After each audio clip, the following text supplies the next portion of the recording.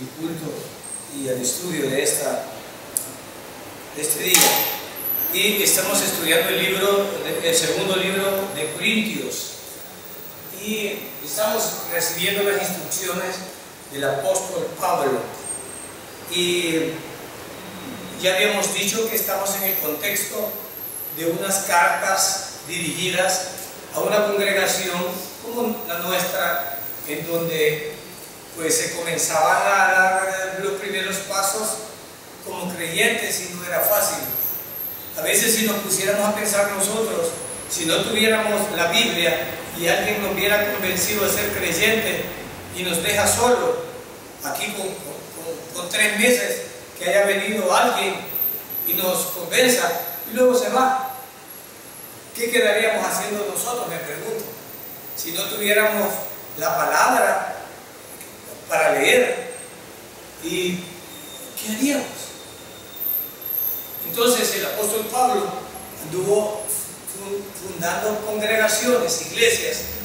Se quedaba 1 año, 2, 3 en algunas, meses en otras, instruía gente y dejaba personas a veces a cargo de la iglesia, y estas personas que dejaba a cargo a veces le escribían de los problemas que había en las congregaciones como los hay hoy.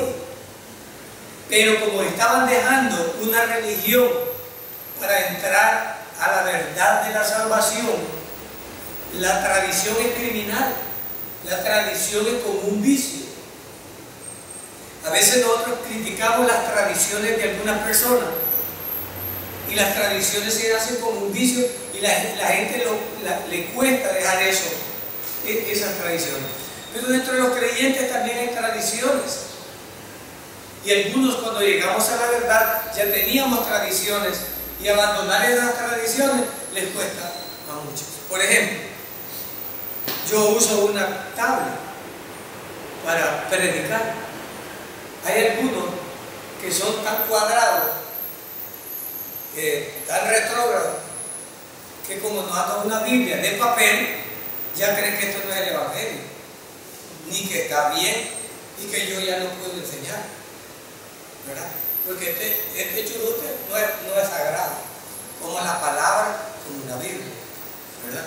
Para algunos así es, o sea, son algo cerrados en ese sentido. Pues esas cosas no nos ayudan. Esas cosas en ningún momento esas cosas en ningún momento nos sirven como para salir adelante. Pero son tradiciones que amarran. Y esto ocurría con los judíos. Tenían muchos años de estar en tradiciones con el legalismo. Es más, nosotros nos costó abandonar los 10 mandamientos. Digo abandonar como una práctica para salvación. Mi primera reacción siempre fui líder de esta congregación y siempre enseñé en esta congregación. Un tiempo me alejé, pero siempre yo enseñaba aquí. Y cuando no conocíamos la gracia y los hermanos trajeron la gracia y ellos no manejaban muy bien la gracia, entonces yo muchas veces los ridiculicé diciéndole que no tenía sentido vivir la vida cristiana sin los mandamientos. O sea, vivir una vida cristiana sin los mandamientos no tenía sentido, decía yo, ¿verdad? Porque nos habían enseñado de esa manera y es una tradición tan pegada que le cuesta. Hay unos pobres que están tan pegados a esas tradiciones que no pueden divorciarse de las tradiciones. Entonces cuando Pablo viene, encontramos a un pueblo judío, judíos natos y judíos prosélitos, es decir, los que se circuncidaban no siendo de Israel, pero que se hacían judaizantes. Estos prosélitos los obligaban a esto. Entonces estos tipos tenían años y todos sus antepasados habían vivido esta religión.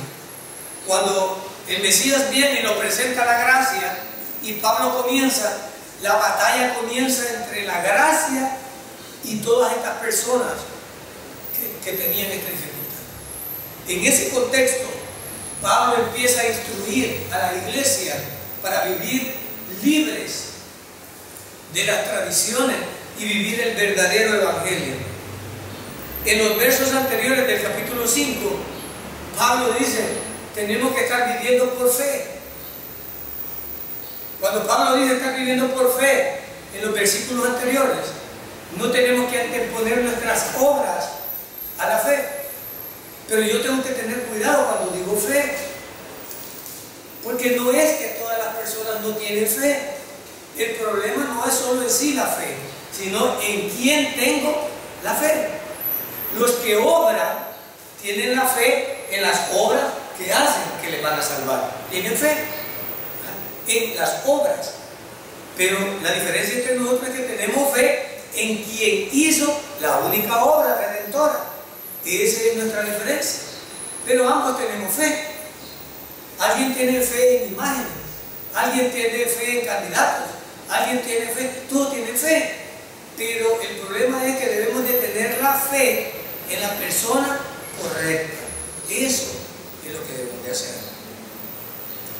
Entonces Pablo dice, y esa fe es la salvadora, la fe en que yo creo que el Mesías era el Hijo de Dios, la fe en que yo creo que su muerte en la cruz pagó toda la deuda que yo tenía con Dios, la fe en que Él resucitó al tercer día, porque yo no lo vi, pero tengo fe que Él resucitó al tercer día, y tengo fe que está vivo a la diestra de Dios Padre, y tengo fe que Él intercede por mí, y tengo fe que tiene un lugar preparado para mí allá en el paraíso donde está Él. Amén. Esta es mi fe, y esta es la fe de esta congregación, y en eso descansamos, y por eso podemos tener paz, tranquilidad.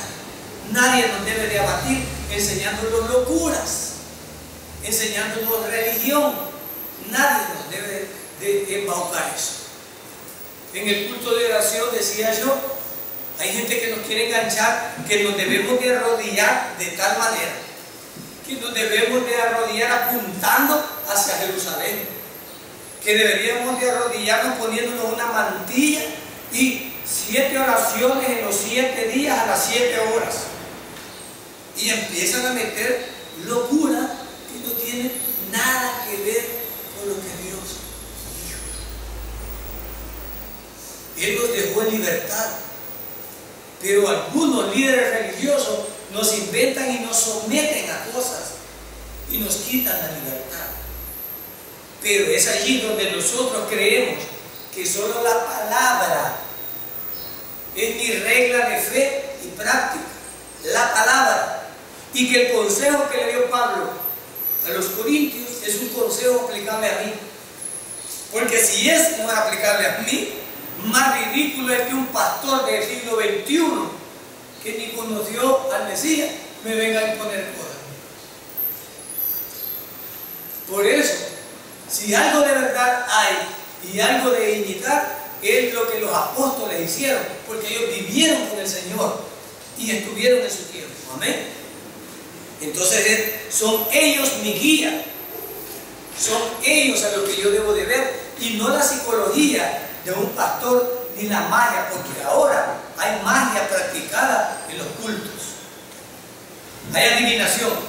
Aquí hay una hermana y juegan a adivinar y juegan a escribir nombres españoles, juegan. Miren, hermanos, si ustedes consultaran en YouTube cultos locos, les diera risa todo lo que ven ahí. Parece mentira. Es más, cuando Denis vino aquí y hablaba de una risa santa y todas esas payasadas, yo no las creí.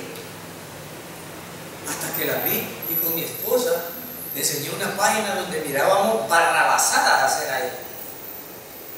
Bueno, lo último que vi es que un barril partido por la mitad, así, 2 partes con leña, y pasaban paz, hermana Lucía, sóplale para que se llene del Espíritu.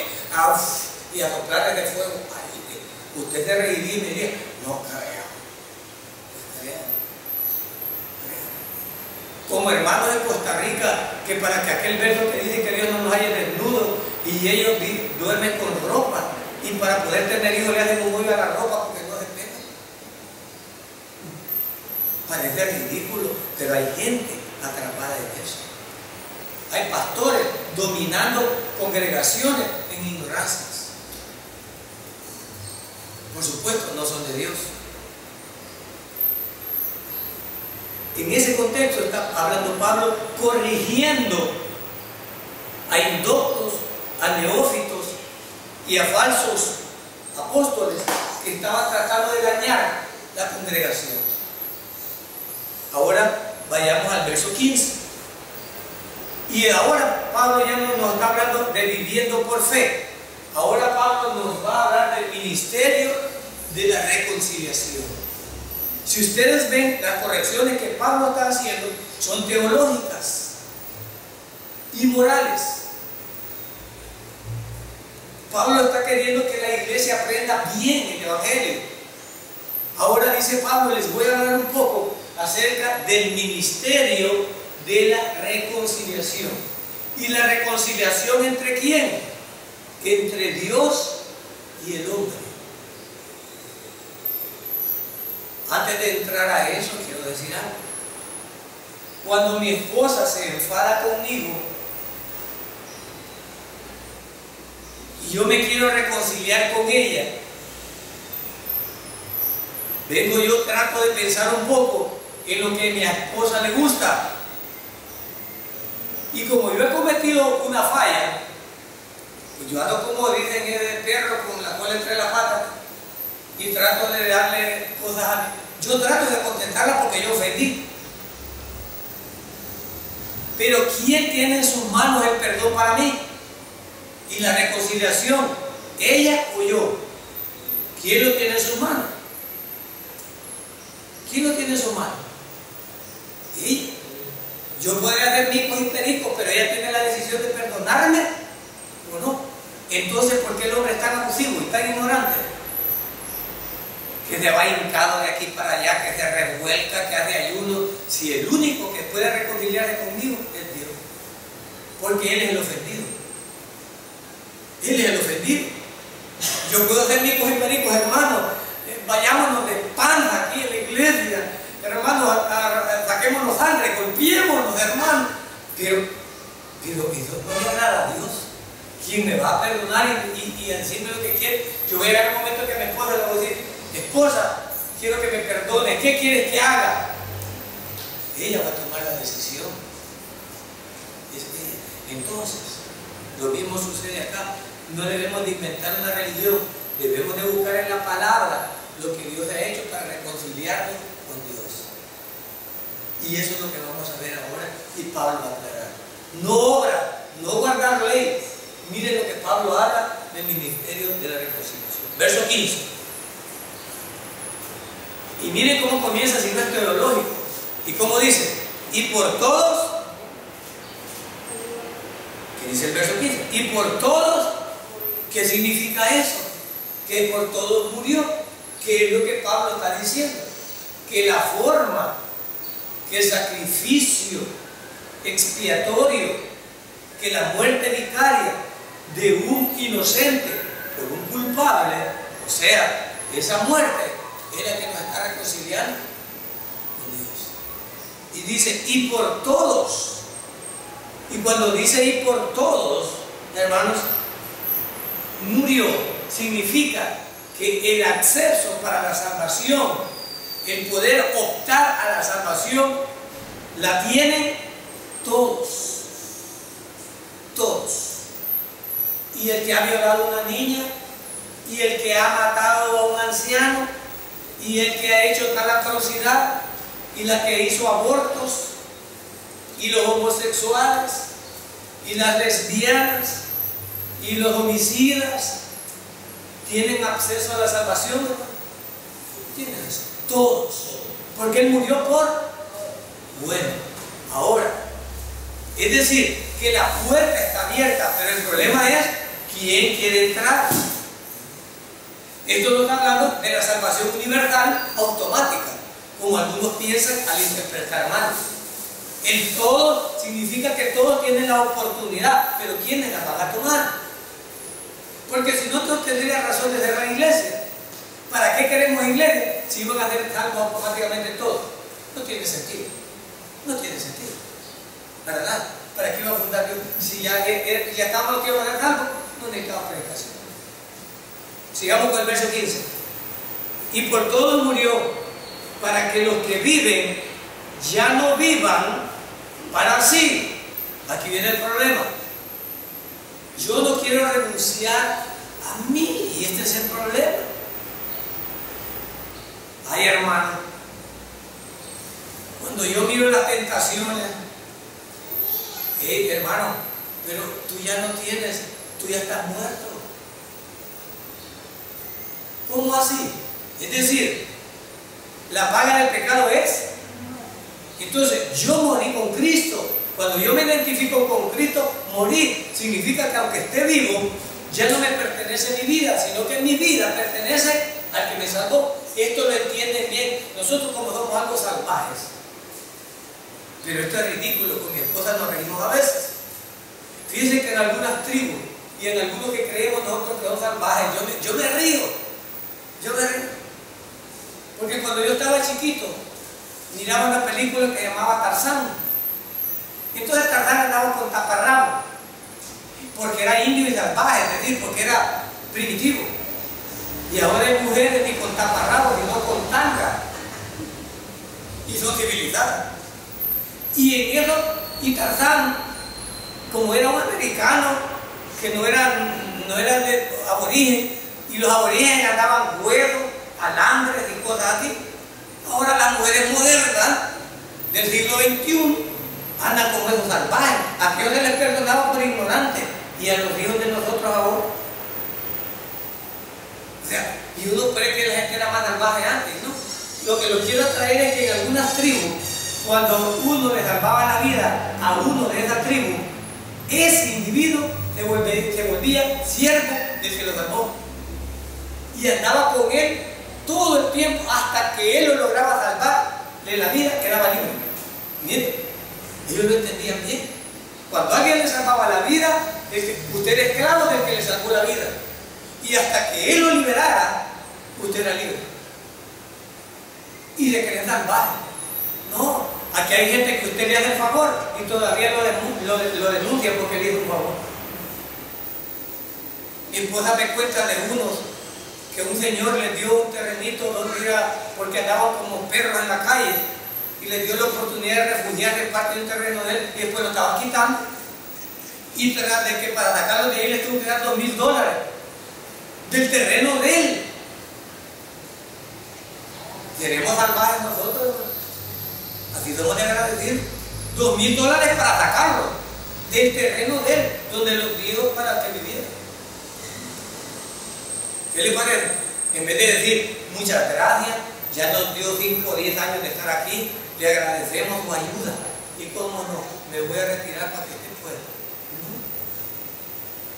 Entonces, nosotros no entendemos que cuando Cristo murió por nosotros, nosotros nos volvimos ¿qué? Siervos de Él.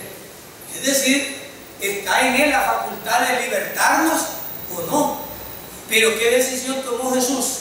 ¿Esclavizarnos o libertarnos? ¿Qué decisión tomó Él? Él dijo, ok, yo les he salvado la vida, pero ¿saben qué?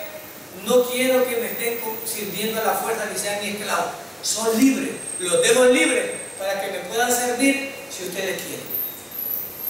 Y hay algunos ingratos que agarran la libertad y le dan la espalda al Señor y no les sirve.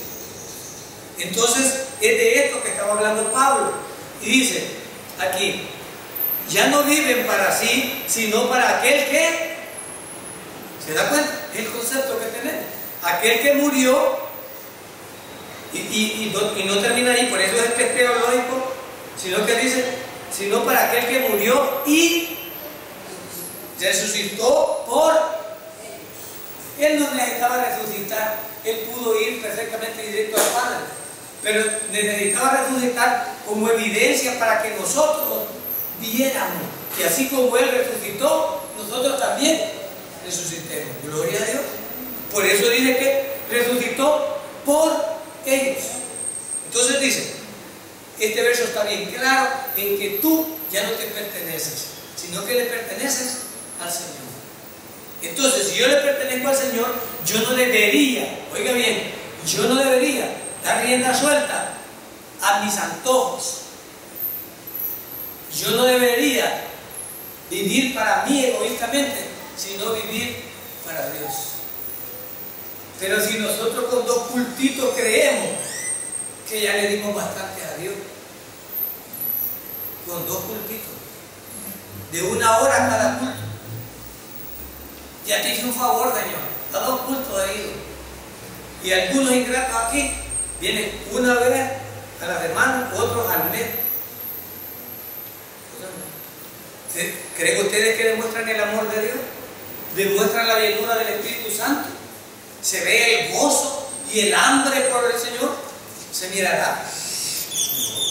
Ay, hermano, es que yo fíjate que no me dan ganas.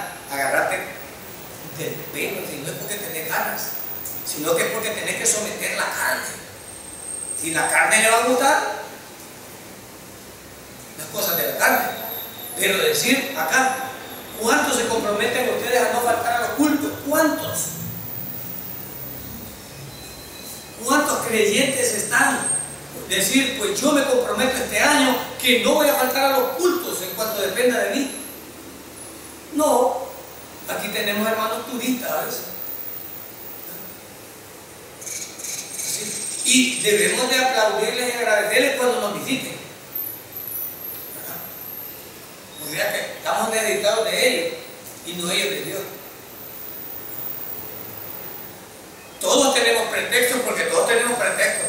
Ay, hermano, si viera cómo trabaja, cada quien sabe las mentiras que pega y se queda en la hamaca. Hay algunos que están más necesitados y no vienen a la iglesia. No vienen a la iglesia. Vía satélite, allá en la casa. ¿Ya? Como ahora todo es instantáneo, ahora vía wifi. ¿Verdad? No, hermano, si no es necesario que vaya desde aquí, me voy echando 2 coritos y voy a leer unos 2 versículos. ¿Verdad? Pierdo mucho tiempo eso. Pero Dios no puede ser engañado. Y uno de los mandamientos es: no dejen de. Punto. Es una orden. Y mientras yo pueda y yo me dé fuera, debería de comer el agua. Debería. Les aseguro que cuando ya no puede y tengo una hamaca, voy a desear: ay, Señor, si me levantaras de esta hamaca, no fallarán los cultos. Y como cuando andaba caminando no iba. ¿Ah? ¿Qué les parece? Si me levantaste este lecho, no fallo. Hay unos que en los hospitales, miren, en los hospitales van a predicar, toda la gente está dando las 12. Ahí está el venga, usted hable, oren por mí, y allí está, hágame la prueba de pura, allá es todo lo que usted quiera, porque ya están en la última. Pero Dios no puede ser engañado ni burlado. Él sabe, a este lo levanto y me vuelve a hacer lo mismo, a este lo levanto y vuelve a hacer lo mismo. Él lo sabe. A Dios no lo vamos a engañar, y a nosotros sí, pero a Dios no. Entonces Pablo dice: ya no vives tú, ¿sabes? Tu vida le pertenece a Él, pero nosotros somos tan abusivos. No, yo no tengo tiempo para Él. ¿Cómo que no tienes tiempo para Él y no eres de Él? Pues? Eres de Él. Pero nosotros no hemos llegado a ese convencimiento. Por eso no tenemos poder en palabra, por eso no tenemos paz y por eso no tenemos victoria. Porque no hemos llegado a ese convencimiento. Y sigue teológicamente explicando Pablo. Verso 16. De manera que nosotros de aquí en adelante a nadie conocemos según la carne. Compadre, comadre. Hay unos que son tan hipócritas que siendo creyentes siguen hablando de comadre y compadre. Y siguen con los hábitos mundanos y terrenales. Yo a veces me pregunto, ¿estará convencida estas personas del Señor? ¿Amén? Porque, bueno, lea bien este verso, mire lo que dice. De manera De manera que, ¿qué? Después de que Él murió por mí, yo le pertenezco. Después de eso, dice, de manera que nosotros de aquí, ¿de cuándo? Pues, ¿cuándo es aquí? Después de que he creído.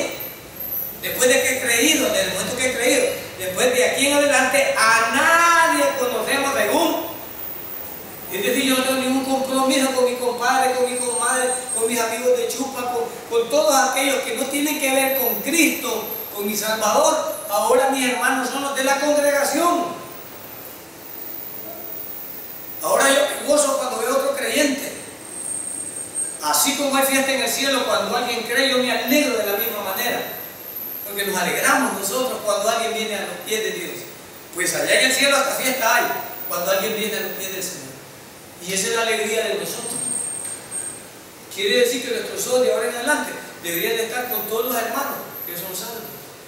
Dice Pablo, a nadie conocemos según la carne. Y aún, miren lo que dice Pablo, y aún si al Mesías conocemos según la carne, ¿qué quiere decir Pablo esto? Hermano, los de las otras religiones conocen a Cristo. Sí, según la carne. No lo conocen según el Evangelio. Pero lo conocen. Y usted habla allá afuera a Cristo. Ah, sí, Cristo es el Hijo de Dios. Usted le platica y le dice. Entonces Pablo está refiriendo que de Cristo lo conocieron de esa manera. Ahora ya no. Ahora lo conozco como debe de ser. Lo conocemos realmente como debe de ser. Eso es lo que Pablo está diciendo. Estoy comprometido. Ah, sí, hermano, sí. Y salgo aquí en la congregación. Dios me está hablando, pero salgo igual. Salgo igual. ¿Cuántos someten su cuerpo en sacrificio vivo? ¿Cuántos? ¿Y qué es, hermano, estar en sacrificio vivo? No faltar a ningún culto. Orar, leer la Biblia. Leer la Biblia. Ay, te reto. Si miras 4 horas televisión, lee 4 horas la Biblia. Y te aseguro que va a ganar el Espíritu Santo. Pero nosotros hacemos al revés. Vemos 8 horas televisión y leemos 10 minutos la Biblia. Y ese es el problema. Por eso no tenemos la victoria total. Por eso no tenemos la victoria total. No es que el Evangelio falle, no es que no haya poder. Entonces debemos de conocer a Cristo. La congregación lo debe conocer de esta manera, con compromiso. Es decir, mi Señor me salvó, yo debo de servirle. Estar en la iglesia es parte de mi servicio. Se me alistan todos. Papi, pero en el campo ya de jugar a se me alistan todos. Los que comen de mi mesa. Porque los que viven aparte ya responderán ellos. Pero yo en mi casa, amarres de los pantalones, hermano. O las faldas, y hay lugares donde la mujer manda. Los hijos están para obedecer, porque hoy hemos llegado, nos da risa todo, porque hoy hemos llegado a que y su hijo va a venir a ver si quiere. Le voy a decir a ver si quiere. Ay, papi, es que a mí me aburre. A mí no me importa que te aburre, usted va. No me importa. Hay hermanos bien flojos con sus hijos para el Señor y quieren apretar a otros. Tampoco se puede. Tampoco se puede. Tampoco se puede. Viene un padre de familia aquí, tiene que venir con su familia. Tiene que ser. Pero si son hermanos, digo yo, porque tenemos mandamientos. Mujeres, obedezcan a tú. A menos que tenga una tigresa o una fiera yo en la casa, pues con un látigo, hermano. Vamos a la iglesia, porque es de la casa. Y vos vas a hacer la cabeza de la casa y quién sos, pues te callas. ¿Por qué? Pues los mandamientos del Señor. Para las cuestiones del Señor. Porque una mujer no está obligada a someterse a un marido en las cuestiones que van en contra de Dios. Pero si lo que le está pidiendo son cuestiones de edificación y de Dios, pues no le está pidiendo nada malo. Y ella está obligada como creyente. Si es creyente. Si es creyente. Por eso es que creyente se casa entre creyentes. Porque estar en yugo desigual es un problema. Y no los problemas que ocasionan eso. Entonces Pablo dice, aún a Cristo, cuando lleva esta máxima, Pablo, imagínense lo que lleva Pablo en la máxima, aún si a Cristo, imagínense la máxima que lleva, conocimos según la carne, ya, me dice, ya no lo conozco de esa manera. Pablo está llevando al máximo la renuncia que nosotros tenemos que hacer. Esta es la forma en que debemos de hacer nosotros. Verso 17. De modo, vuelvo a repetir, o sea, por todo lo que he dicho y por todos los hechos, de modo que si alguno está, la palabra alguno, fíjate bien, no es un determinante, es indeterminado, porque Pablo lo suelta, si alguno, yo en la congregación no sé, hermanos todos los creyentes aquí no lo son. Pablo está diciendo, de modo, es decir, si alguien cumple lo anterior, si alguno está en Cristo, dice Pablo, que dice, mire, si alguno está en Cristo, nueva. O sea que Pablo está diciendo, si alguien no acepta y no hace lo anterior, entonces no está en Cristo. No está en Cristo. ¿Y qué es estar en Cristo? Tener comunión con Él. Hermano, yo soy creyente, yo no debo creyente, pero en comunión no estás. Porque dice, de modo que si alguno, hay una condicionante aquí, si alguno está en Cristo, el resultado es ser una nueva. Hermano, yo no lo digo. Pablo dice, es un hecho. O sea, hermano, no nos engañemos. Habrá creyentes que están con un pie en el infierno y uno aquí. Pablo dice, de modo que si alguno está en Cristo, nueva.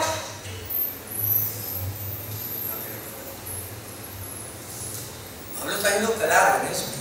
No dice, todos los que están congregados están bien, no.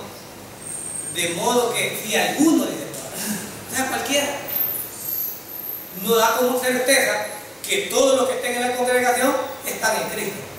No lo da como certeza Pablo, sino que lo da como un reto. Y la evidencia de estar en Cristo es ser nueva. No estoy hablando de la salvación. Recuerden, estamos hablando con creyentes. Eran creyentes los de Corintios. Eran creyentes y eran carnales y tenían problemas con nosotros. Pero Pablo está dando instrucciones por el Espíritu Santo. Entonces yo no tengo que juzgar a nadie. La palabra lo juzga. La palabra nos juzga a todos. Entonces yo ahora no necesito que el pastor me diga, yo no necesito que Luis me diga, yo no necesito. De modo que si alguien está en Cristo, nueva criatura es. ¿Cómo entiendo esto? Es decir, yo ya no soy lo que era antes. O por lo menos no tengo que ser si estoy en Cristo. ¿Se entiende? ¿Se entiende? ¿Se entiende? Si alguien no lo quiere entender, no se entiende. Ese hogar, los hogares no son fáciles, no es sencillo, no hay manuales. Bueno, en la Biblia tenemos instrucciones para cómo llevar el hogar, pero de las instrucciones a la realidad hay mucho trecho. Es igual que en la congregación, de las instrucciones a que al creyente la viva, hay mucho trecho. Amor, hoy dijeron que vos tenés que someterte a mí. ¿Quién te dijo eso? Ya llegar a la cara y puedo salir por otro lado. Por otro lado. Aquí vos no, ¿desde cuándo vos querés agarrar? Pero la instrucción se dijo que la repita no significa que vaya a hacer. O al revés también, ¿verdad? Que el hombre sea un gran grosero con la esposa, cuando aquí dice que debe de amar a la esposa como Cristo amó la iglesia. Aquí se dice, pero que se haga. Por eso que Pablo dice, si alguno, Pablo suelta. Es decir, cada uno se camina y dice, es decir, que yo ya no debo de ser lo que yo era antes de conocer a Cristo. Sencillo. Sencillo. Veamos qué más instrucciones da Pablo. Las cosas viejas, un hermano cuando leyó este verso, las cosas viejas pasaron, es decir, cambio de mujeres, y viene una nueva. Porque aquí dice que todas las cosas viejas pasaron, así que tendré una nueva. No, hermano, es fácil interpretar los versos aquí. Me deshago de todo lo viejo y agarro lo nuevo. No, no habla de eso. Cuando dice las cosas viejas pasaron y he aquí todas son hechas nuevas, se refiere a la mentalidad con que estamos viendo las cosas. Cuando le dijeron a aquel, serás salvo tú y tu casa. Serás salvo tú y tu casa. Porque en el tiempo los hombres mandaban a jugar. Entonces, obvio, lógico, si yo sé que voy para el cielo, no voy a querer que mi esposa y mis hijos se vayan al infierno. No lo voy a querer, de ninguna manera. Voy a instruir a mis hijos y a mi esposa en el Evangelio. Amén. Por eso dice, serás salvo tú y tú. Pero cuando un marido dice, yo soy salvo y yo voy a la iglesia, pero ¿y tu esposa y tus hijos? ¿Qué? Y cuando salvamos a la esposa y a los hijos, salvamos generaciones. Porque mis hijas, y le decía yo hoy a mi hijo, aunque a mi nieto no le guste ir a la iglesia, llévalo. Llévalo. Que brinque, que se orine, llévalo. Porque hay algunos hermanos que no los traen porque los hipotes hostigan aquí. Pero no hostigan viendo televisión en la casa. Bien quietecito. Ay, cuando pasan en la puerta, como que el demonio se le brinca, ¡plor! Es entrando, algunos con sueños, otros aburridos. Cuando ya vamos a terminar el culto, todos bien despiertos. Vámonos a la casa. El ánimo vuelve. Tenemos que luchar. Esta es una batalla. Nadie dijo que era fácil. Nadie dijo que era fácil. Pero nuestros hijos, si los amamos, y a mi esposa, si la amo, los voy a instruir en el Evangelio para que alcancen salvación.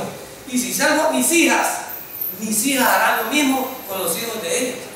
Y si mis hijas y los hijos lo hacen, de generación en generación. Esa es la promesa. Esa es la promesa. Es por eso que insistimos en que nuestros hijos y nuestros nietos, hay algunos que estamos, hasta los nietos estamos obligando. Porque si nuestros hijos son flojos, pues nosotros a los nietos. Para que ellos alcancen. Porque ¿cómo voy a andar predicando el Evangelio a otros y mi familia condenándose? No tiene sentido. No tiene sentido. Entonces Pablo dice, todas las cosas son hechas nuevas. Esta familia, yo creí en el Señor, las cosas van a ser hechas nuevas, dice Pablo. Este verso es citado a cada rato.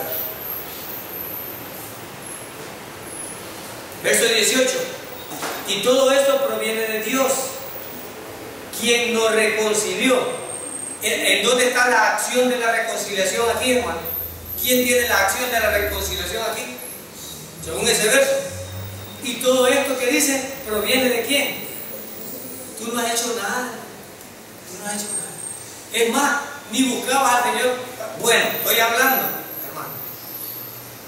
Es Dios que nos anda buscando. Ni siquiera nosotros le ofendimos a Él. Y Él nos anda buscando para perdonarnos. ¿Y quién tiene ese ministerio? Ya vamos a ver aquí. Pero dice, y todo esto, fíjate bien, proviene de Dios. No proviene de mi conducta. No proviene de mis obras. Proviene de Dios. ¿Quién nos, qué dice? ¿Quién nos reconcilió con Él? Pero ¿quién es el que logró esa reconciliación en ese verso? Cristo. No es María, no es José, no es Jacob, no es Isaac. ¿Quién logró esa reconciliación? Jesús. ¿Dónde quepo yo? ¿Dónde caben las obras en esto?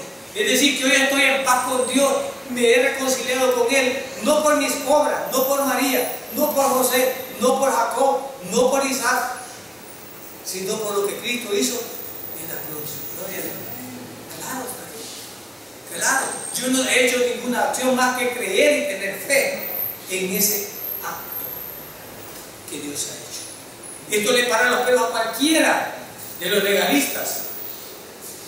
Pero es lo que Pablo está diciendo aquí. Quien lo reconcilió consigo mismo. Es decir, es una acción que Él mismo hizo, no nosotros, por Cristo. Y nos dio el ministerio. Bueno, aquí hay otro gran problema. Nos reconcilia, pero al mismo tiempo te delega una obligación a ti. ¿Cuál es la obligación? Nos ha delegado el ministerio de la reconciliación. Hermano, yo ando en el bus, ¿sabes qué? Buenos días, ¿tú ya crees en el Señor? No, ¿sabes? Yo soy un embajador de Dios y me ha mandado para reconciliarte a ti con Él. Parecería descabellado, pero eso es lo que Dios está haciendo. Y Dios solo quiere que creas en Él, que está reconciliado. Pero mire, yo asesino, yo fumo, yo bebo, no importa. No importa. Si crees en Él, crees que Él murió por ti. Él me ha mandado a decirte que Él quiere reconciliar contigo. Que no estés alejado de Él, que Él te ama y que mandó a su Hijo para que muriera por ti. Y solo tienes que creer que estás reconciliado con Dios. Eso es lo que dice el verso. Yo no veo más aquí. Es Él que nos mandó y no solo y nos dio el ministerio. ¿A quién? A la congregación. Nos dio el ministerio de nada y le dio el ministerio al pastor y le dio el ministerio al hermano Luis y le dio el ministerio al hermano Aníbal. ¿A quién se lo dio? A todos. A todos. No, hermano, yo soy turista cristiano. Yo voy de paseo aquí. No, a todos. Si vas a comprar pan, si vas a comprar leche, si vas en el bus, si estás en el hospital, si estás en tu trabajo, si estás chambreando con los comadres, a todos tienen oportunidad de desatar el ministerio de la reconciliación. Todos. Hermano, ¿y qué tengo que decir? Muy fácil. Aquí está el mensaje. Sencillo. Dios me ha mandado a reconciliarse contigo. ¿Y cuándo me peleé yo con Dios? En el jardín del Edén. Y eres un pecador y la paga del pecado es la muerte, ¿no? Pero Dios quiere perdonarte y me ha mandado a decirte eso. ¿Y qué debes de hacer? Nada, solo tener fe en lo que su Hijo vino a hacer. Y Él es algo. Mira, eso es todo. No tenés que leer miles de versículos, no tenés que hacer nada. Y si yo creo en eso, soy salvo. Amén. Eres salvo. Eres salvo. ¿Quién tiene el don del ministerio de la reconciliación? La iglesia. ¿Tiene un propósito entonces la iglesia? ¿Tiene sentido ahora que la iglesia tenga un propósito? ¿Que exista? Sí. ¿Por qué? Porque somos embajadores ¿de quién? De Cristo. ¿Te sientes tú así, hermano? ¿Te sientes así de poderoso? Eres un embajador del ministerio. Y lo que desates aquí en la tierra será desatado, y lo que ates desatado en el cielo. Pero ¿quién puede mandar gente al infierno? La iglesia. Cuando no le predica el evangelio a alguien, lo mandaste al infierno, lo ataste. Pero si tú lo desatas y lo salvas, tú tienes las llaves del reino. ¿Y cuáles son las llaves del reino? Creer en el Hijo de Dios. Amén. ¿Quién tiene las llaves? La iglesia. Tenemos esa facultad. Bueno, mucha gente no creerá ni lo aceptará, pero ese no es tu problema. Porque tú eres solo un instrumento, no eres Dios para juzgar a nadie. Ellos sabrán si creen o no creen. Esas palabras que tú les digas, si el Espíritu Santo actúa dentro de un año en una crisis, ese hombre va a decir: una vez me dijeron que Dios quería hablar conmigo. Es increíble cómo actúan las palabras, parece que no. Yo tengo una persona que me detesta en mi trabajo. Y un día esa persona que me detesta en mi trabajo me dijo: tus palabras pesan.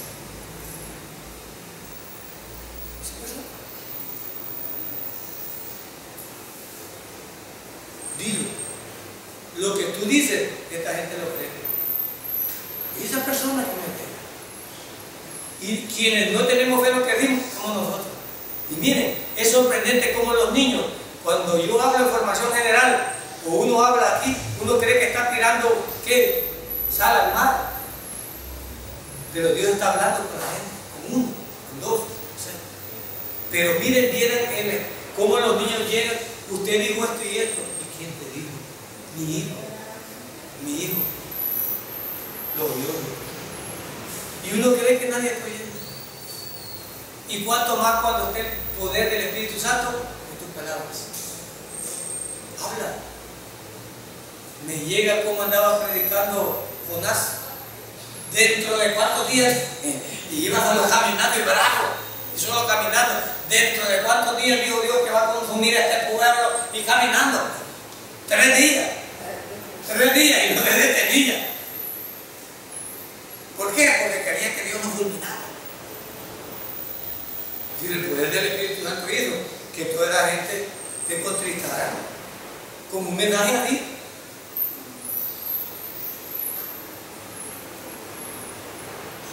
Verso 19.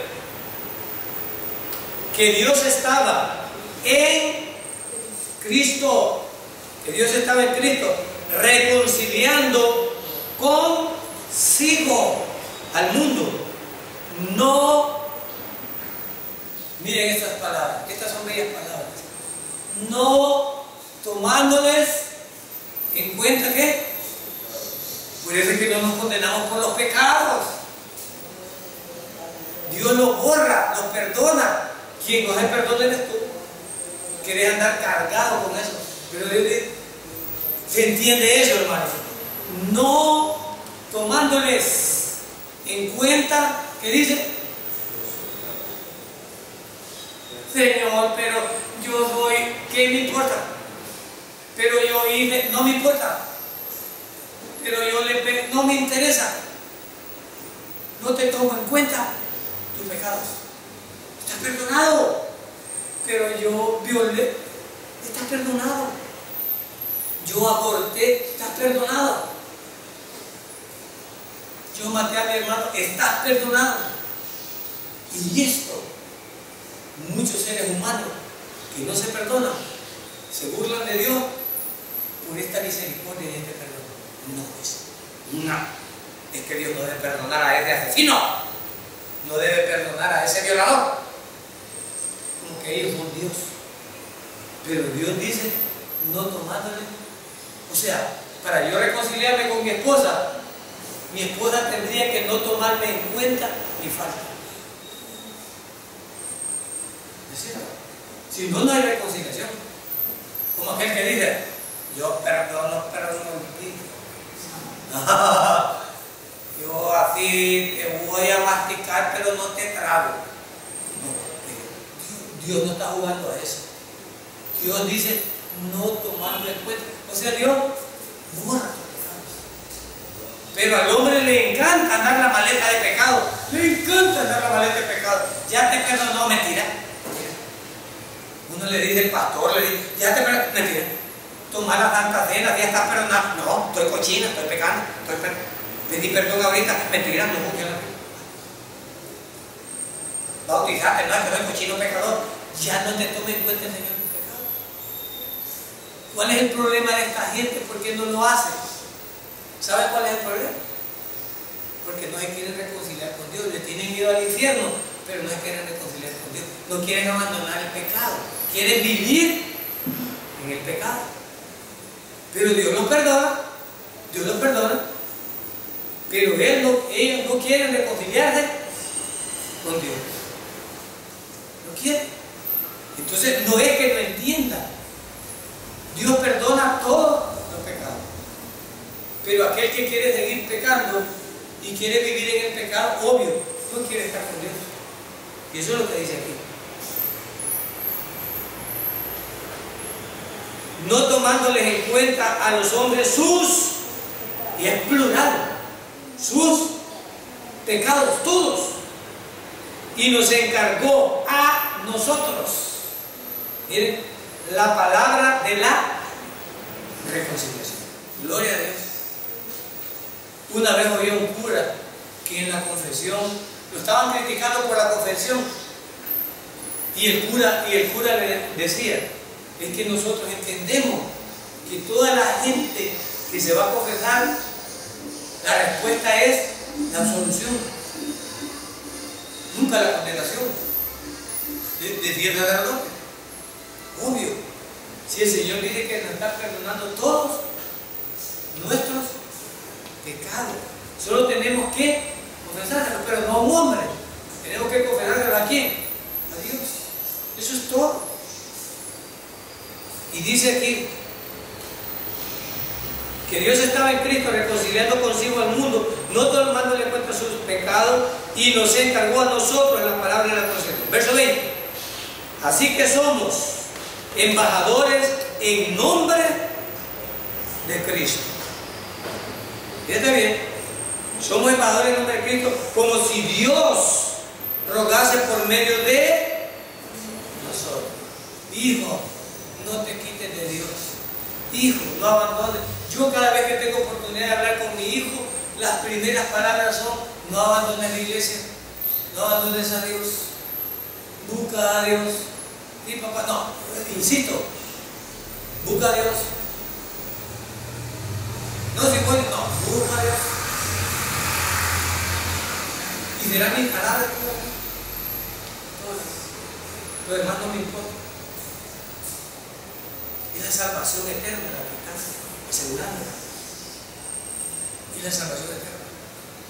No te importa andar buscando los chambres. Cree en Jesús, eres salvo, créelo. No hay que le hable usted que es de pecado, no me importa la lengua. ¿Qué ministerio de pleito o de reconciliación? ¿Cuál es el ministerio que le están dando a la iglesia? Yo no estoy para que ningún hombre salga bravo con Dios. Estoy para que te contente. Mira la palabra. Mira la palabra. Como si Dios rogase por medio de. Reconcíliate con el Señor. Hazlo. Dios te quiere salvar. Eso es rogar. ¿Es cierto? No estar peleando cuestiones teológicas. Reconcíliate con el Señor. Dios, ¿y qué te cuesta? ¿Qué pierdes? ¿Qué pierdes? Yo a un hombre le dije esa palabra de mi trabajo. Él es bien y tiene razón. Yo no sé cómo hace el diablo para ser tan astuto y hacer que nosotros los cristianos seamos los más cochinos y dar mal testimonio. No sé cómo lo logra. No sé cómo lo logra. Ese cuento que les estoy diciendo de esos zánganos que le querían, no se querían salir, que eran creyentes del terreno del hombre. El hombre era incrédulo y ellos eran creyentes. Y eran sinvergüenza creyentes. Y entonces mucha gente se enoja con Dios por las cochinadas que nosotros hacemos como creyentes. Es decir, que el nombre de Dios es vituperado por nosotros. Entonces él está tan bravo. El papá es pastor, pero él no quiere saber nada con Dios por las sinvergüenzadas que ven los pastores. Entonces yo un día le dije: ¿sabes qué? Mira esto. Supón que morimos tú y yo. Y supongamos que después de la muerte no hay nada. ¿Qué perdiste tú? Nada. ¿Y qué perdí yo? Nada. Pero ¿qué tal si morimos los dos y después de la muerte te das cuenta que hay un infierno? ¿Quién perdió? ¿Te arriesgarías a irte a Disney? Te quedo pensando. ¿Te arriesgarías? Allí ya no vas a poder hacer nada. Ni misa, ni rezo, ni nada. ¿Te arriesgarías? Yo mejor me voy seguro. Me prefiero irme seguro, sea que sí o sea que no, yo no quiero. Voy ganar. Pero vos vas jugar. Entonces Dios nos manda a rogar a nuestros parientes. Pueden ser malcriados la gente, pero dice que nos ruega. Mira qué lindo, dice, como si Dios rogase Y la gente quiere decir, Dios es malo porque tiene un infierno. Pero si no es malo, si tiene una congregación y una iglesia universal rogando porque la gente no vaya al infierno, quienes lo rechazan es la gente. Nuestros propios hijos, los esposos, las esposas, nuestros familiares, no son ellos que dicen, me voy al infierno, aquí me estoy. Mira que eso no es la verdad, esta es la nada me corta. ¿No es cierto que así nos contestan? Ni modo que les aproveche el infierno. ¿Qué vamos a hacer? ¿Qué vamos a hacer? Que Dios se apiade de igual. Así nos dicen con toda propiedad. Dice, como si Dios rogase por medio de nosotros, os rogamos en nombre de Cristo, reconciliaos con Dios. La iglesia está para hacer que la gente se reconcilie con Dios. Por eso es que si a un creyente ya estando aquí, ¿cómo lo vamos a despachar para afuera? ¿Cómo? O sea, ¿cómo? No le hay ningún sentido, a menos que él solo se quiera ir. Pero nosotros en ningún momento estamos sacando a nadie. Estamos tratando de reconciliarnos con Dios, no de alejarnos de Dios y traer a los otros todavía a Dios. Y terminamos en el verso 21. Al que no conoció pecado, ¿de qué está hablando aquí teológicamente? Es decir, de un inocente que tenía que pagar por un pecador. ¿Verdad? Está hablando del sacrificio de nuestro Señor. Esta reconciliación costó caro, costó la vida del Hijo de Dios, ni más ni menos, de un ser eterno por unos finitos. Porque nuestra deuda era eterna y solo lo podía pagar un ser eterno. Nosotros somos seres finitos y como no podemos pagar la deuda, por eso la condenación es eterna, porque nunca vamos a poder pagar. Entonces, para pagar una deuda eterna tenía que ser un ser eterno, y ese era el Hijo de Dios. Entonces Pablo le dice en el 21, al que no conoció pecado, por nosotros lo hizo pecado. Es decir, se identificó, descargó todos los pecados sobre él. ¿Para qué nosotros? Es decir, el fruto de esa obra, el fruto de ese sacrificio daría un resultado. Por nosotros lo hizo pecado, para que nosotros fuésemos hechos ¿qué? Justicia de Dios en él. Ni en las obras, ni en María, ni en José, ni en Isaac, ni en Jacob, ni en nadie. Pablo termina este último verso con una información teológica del sacrificio de Cristo bien clara. Y dice, ¿sabes qué? Un inocente, un puro, uno sin pecado y eterno, pagó por nosotros. ¿Para qué nosotros? Ya no se nos culpara de nada. Hermano, no te dejes culpar, no te dejes embaucar. Somos salvos y somos salvos por Cristo. Y punto. Y Él pagó la deuda. A mí nadie me va a embaucar. Ese inocente. Y dice Pablo, y me hicieron justicia, ya no soy reo, ya no soy perseguido, ya estoy reconciliado con Dios por el sacrificio que Cristo hizo en la cruz. Gloria a Dios. Yo creo que Pablo le estaba dando fundamento a esta congregación bien claro. No eran los judíos ni con su ley, no era porque venían de Moisés o de Abraham, no, nada que ver. Si tú ves, no he mencionado ningún patriarca aquí. El punto es cristocéntrico. No hay, nadie cabe en el sacrificio por la salvación en este punto. Todito lo que ha hablado Pablo está centrado en el sacrificio y en la obra de mi Señor por mí. No aparezco yo haciendo nada.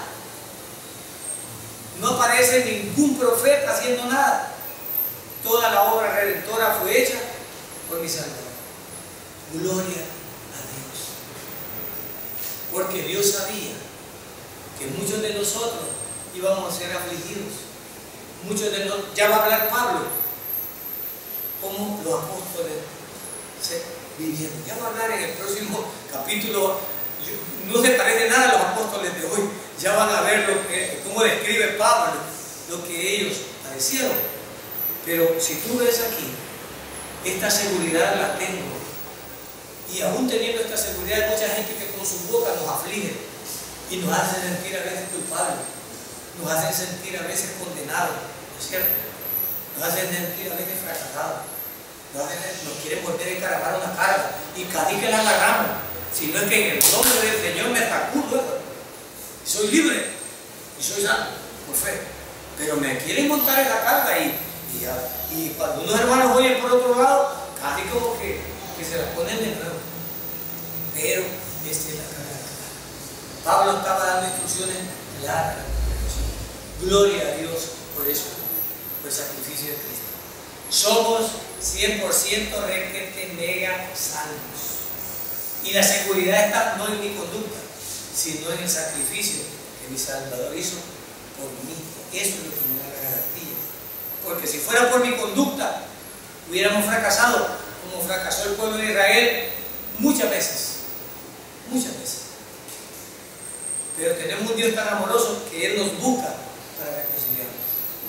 Gloria a Dios. Que Dios bendiga su palabra. Vamos a despedirnos en palabras de Dios.